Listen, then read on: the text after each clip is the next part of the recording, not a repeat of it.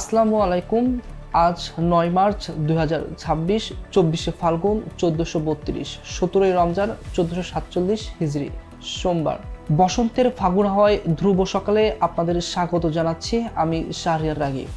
শুরুতেই জানিয়ে দিচ্ছি আজকের আয়োজনে যা থাকছে।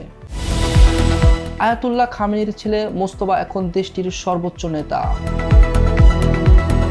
বিদ্যুৎ ও জ্বালানি সাশ্রয়ে আজ থেকে দেশের সব বিশ্ববিদ্যালয় শুরু হচ্ছে ঈদের ছুটি। যানজট নিরসনে ফুটপাত অভিযান, রাত ১২টার আগে শহরে ঢুকবে না ভারী যানবাহন। ভারতে ধরা পড়লেন শহীদ হাদি হত্যার মূল হোতা মাসুদ ও তার সহযোগী। নিউজিল্যান্ডকে উড়িয়ে টি-20 বিশ্বকাপের মুকুট আবারও ভারতের মাথায়। এবার বিস্তারিত। ৪৭ বছরের ইতিহাসের সবচেয়ে বড় সংকটের মুখে নতুন নেতা পেল ইরান। যুদ্ধের প্রথম দিনেই নিহত আয়াতুল্লাহ আলী খামেনির উত্তরসূরি হিসেবে মনোনীত হয়েছেন তার ছেলে মোস্তফা খামেনি। গতকাল রোববার বিশেষজ্ঞ পরিষদের রুদ্ধদ্বার বৈঠকে ৫৬ বছর বয়সী মোস্তফাকে দেশটির তৃতীয় সর্বোচ্চ নেতা হিসেবে ঘোষণা করা হয়। তবে এই সিদ্ধান্তকে চ্যালেঞ্জ জানিয়েছেন মার্কিন প্রেসিডেন্ট ডোনাল্ড ট্রাম্প। তিনি স্পষ্ট জানিয়েছেন, ওয়াশিংটনের অনুমোদন ছাড়া এই নেতৃত্ব বেশি দিন টিকবে না। বৈশ্বিক সংঘাত আর অভ্যন্তরীণ চাপের মুখে মোস্তফা খামেনি এখন কোন পথে ইরানকে নিয়ে যান সেদিকেই তাকিয়ে বিশ্ব। বৈশ্বিক সংকট মোকাবেলায় বিদ্যুৎ ও জ্বালানি সাশ্রয়ে বড় সিদ্ধান্ত নিয়েছে সরকার।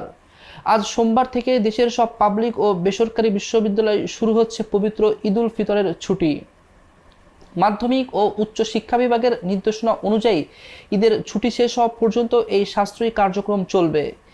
একই সাথে গাড়ির ব্যবহার সীমিত করা সহ ১১ দফা নির্দেশনা কঠোরভাবে মেনে চলতে বলা হয়েছে সব শিক্ষা প্রতিষ্ঠানকে।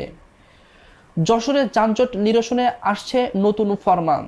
গতকাল জেলা প্রশাসক পরিষ্কার জানিয়েছেন, রাস্তা ও ফুটপাত দখল করে রাখা মালামাল জব্দ করে এবার সরাসরি নিলামে তোলা হবে। ঈদকে সামনে রেখে শহরকে সচল রাখতে রাত ১২টার আগে কোনো বাস বা ট্রাক শহরে ঢুকতে পারবে না। এছাড়া ভাড়ায় চালিত অতিরিক্ত ইজি বাইকের বিরুদ্ধেও শুরু হচ্ছে বিশেষ অভিযান। তবে শপিং মলগুলোতে নিজস্ব বিদ্যুৎ ও নিরাপত্তা ব্যবস্থা থাকলে রাতেও কেনাকাটা করা যাবে। খুনিদের শেষ রক্ষা হলো না। ইনকিলাব মঞ্চের আহ্বায়ক ওসমান হাদি হত্যার প্রধান আসামি ফয়সাল করিম মাসুদ ও তার সহযোগী আলমগীর হোসেন এখন ভারতের পুলিশের হেফাজতে। পশ্চিমবঙ্গের বনগাঁ থেকে তাদের গ্রেপ্তার করেছে বিশেষ টাস্কফোর্স। গত ডিসেম্বরে ঢাকায় হাদিকে গুলি করে তারা অবৈধভাবে ভারতে পালিয়ে গিয়েছিল। মেঘালয় সীমান্ত দিয়ে অনুপ্রবেশ করা এই দুই খুনি আবার বাংলাদেশে ফেরার চেষ্টার সময় ভারতীয় পুলিশের জালে আটকা পড়ে। ক্রিকেটার রাজত্ব এখন শুধু ভারতের। ঘরের মাঠে নিউজিল্যান্ডকে ৯৬ রানে হারিয়ে টানা দ্বিতীয়বার টি-20 বিশ্বকাপে ঘরে তুলল টিম ইন্ডিয়া। আহমেদাবাদের নরেন্দ্র মোদী স্টেডিয়ামে বুমরার বিধ্বংসী বোলিং আর অভিষেক শর্মার ঝোড়ো ব্যাটে কিউয়েদের স্বপ্ন চুরমার হয়ে যায়। প্রথম দেশ হিসেবে টানা ২ বার বিশ্বকাপ জয়ের রেকর্ড গড়ে ইতিহাস লিখলেন গৌতম গম্ভীরের শিষ্যরা।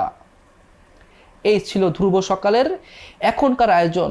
আমাদের পরবর্তী আয়োজন দেখার আমন্ত্রণ রইল।